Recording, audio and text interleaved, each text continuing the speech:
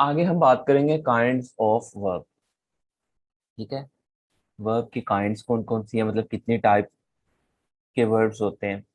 तो सबसे पहले नंबर पर हमारे पास आते हैं हेल्पिंग वर्ब्स और साथ ही फाइनाइट वर्ब्स। अब हेल्पिंग वर्ब क्या होते हैं, इनको इनकम्प्लीट वर्ब्स भी बोला जाता है।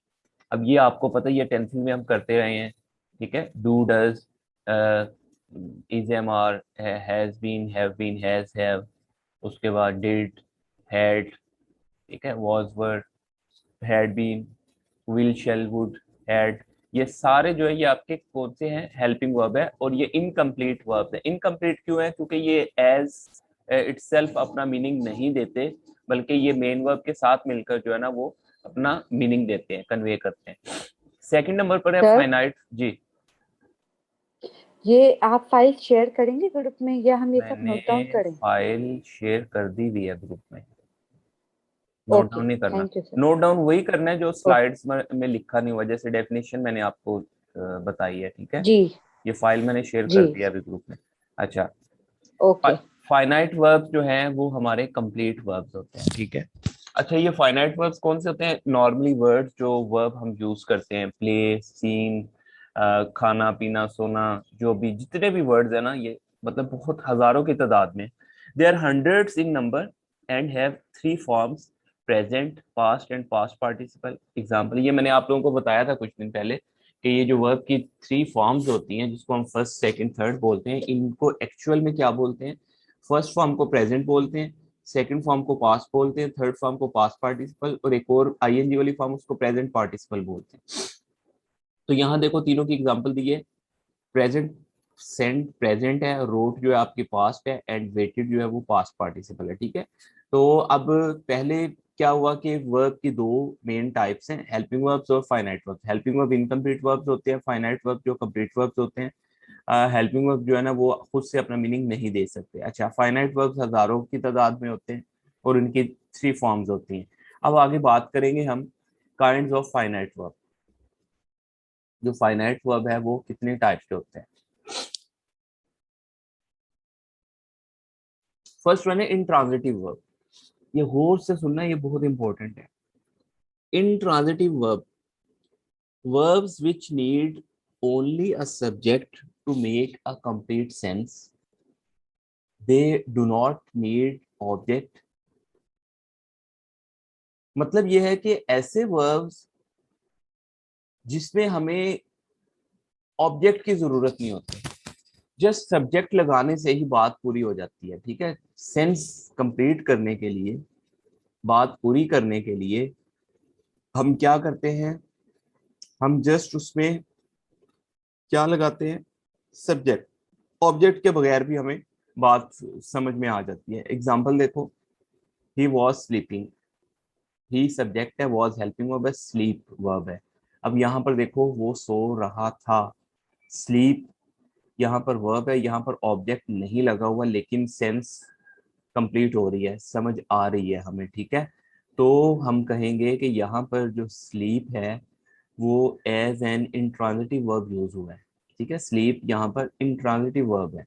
नेक्स्ट एग्जांपल देखो, द पेशेंट हैज डाइड। अब द पेशेंट सब्जेक्ट है, हैज हेल्पिंग वर्ब है, डाई वर्ब है।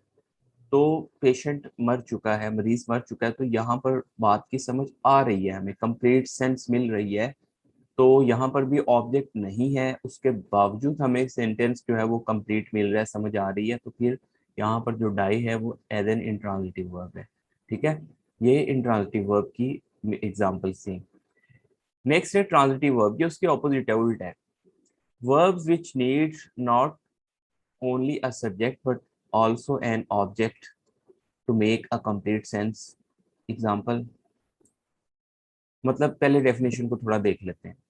ऐसे verbs जिसमें ना सिर्फ सब्जेक्ट की जरूरत होती है, लेकिन साथ साथ ऑब्जेक्ट का होना भी जरूरी है एक सेंस कंप्लीट करने के लिए, कंप्लीट मीनिंग देने के लिए, मतलब जो है वो बताने के लिए पूरा, हमें सब्जेक्ट के साथ साथ हमें ऑब्जेक्ट की भी जरूरत पड़ती है। ऑब्जेक्ट के बगैर बात पूरी नहीं होगी। देखें example, they killed their enemy, they subject है, किल वर्ब है, देयर एनिमी ऑब्जेक्ट है।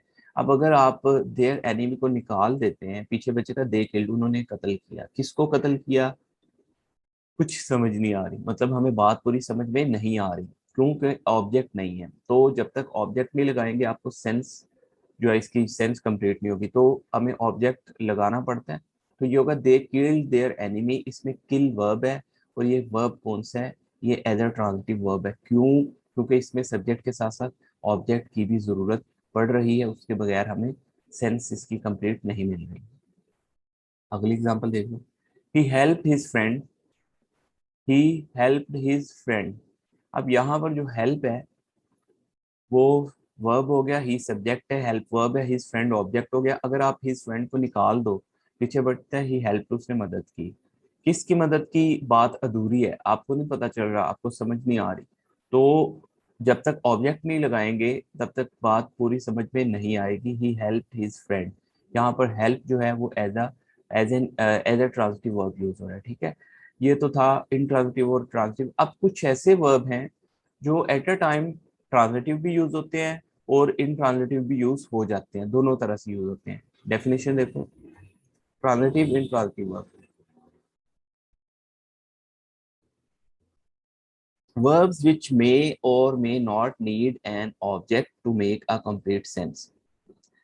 ऐसे verbs जिसमें जरूरत होती भी है, नहीं भी जरूरत होती है ऑब्जेक्ट की, मतलब ऑब्जेक्ट लगा भी दें तो भी ठीक है, ना लगाए तो भी ठीक है। एग्जाम्पल देखें, द चिल्ड्रन आर प्लेइंग, बच्चे खेल रहे हैं। तो यहाँ क्या हुआ, द चिल्ड्रन सब्जेक्ट है, एक मिनट रुकना जरा।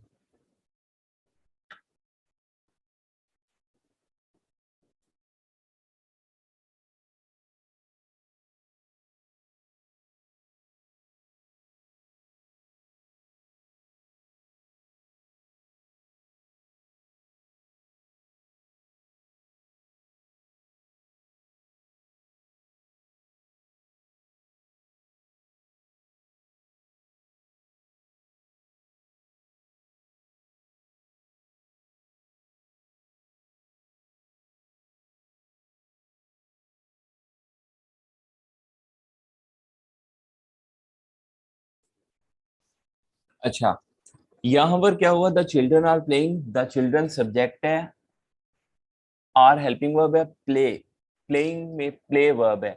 अब ये हो गया आपका, यहाँ पर देखो बच्चे खेल रहे हैं, तो ऑब्जेक्ट लगाने के बगैर भी बात पूरी समझ में आ रही है। तो ये यहाँ पर जो प्ले है वो as an intransitive verb use हो रहा है। अब नीचे वाली एग्जांपल में the children are playing cricket, the children subject हो गया, आर हेल्पिंग वर्ब है, प्ले वर्ब हो गया, क्रिकेट ऑब्जेक्ट हो गया। तो यहाँ आप ऑब्जेक्ट लगा रहे हो साथ तो भी बात पूरी समझ में आ रही है, बच्चे क्रिकेट खेल रहे हैं, तो मतलब ये हुआ यहाँ पर प्ले जो है वो as a transitive verb use हो रहा है। दोनों तरह से यूज हो रहा है, इंट्रांजिटिव भी ट्रांजिटिव, मतलब ये हुआ कि प्ले जो है ये ट्रांजिटिव भी है और इंट्रांजिटिव वर्ब भी है।